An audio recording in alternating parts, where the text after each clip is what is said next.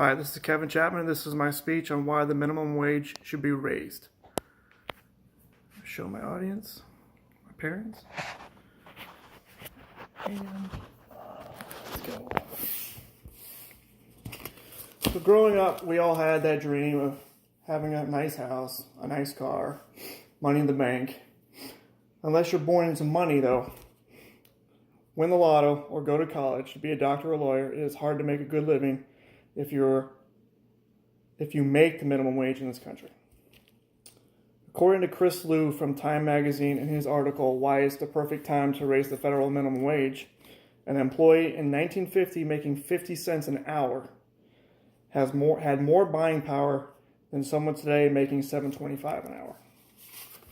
So, who wouldn't want more of this into your paychecks every week? I know, dumb question. Well, what if the minimum wage in this country was raised? Wouldn't you be for it? Odds are you probably would be impacted if it was raised. I know when I first started in the workforce, I struggled to make ends meet.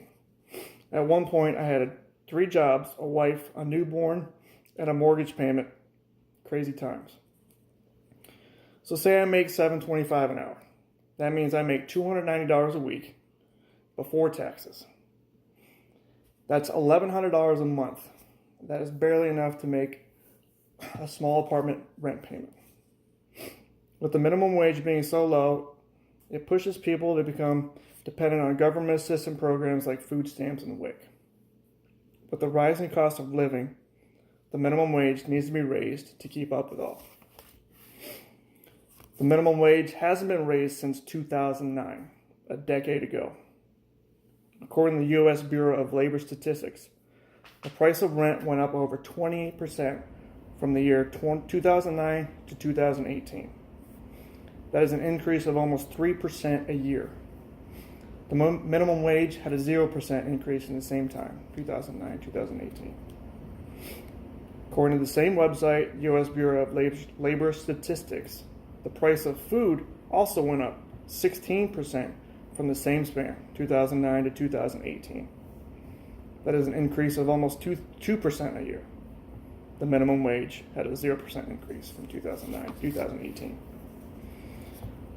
And again, using the same website, the U.S. Bureau of Labor Statistics, the cost of electric went up over 10% from 2009 to 2018. That is an increase of over 1% a year. The minimum wage had a 0% increase at the same time, 2009 to 2018. Do you see a trend? We can complain about these numbers all day long, but the simple fact is the minimum wage needs an increase just like everything else.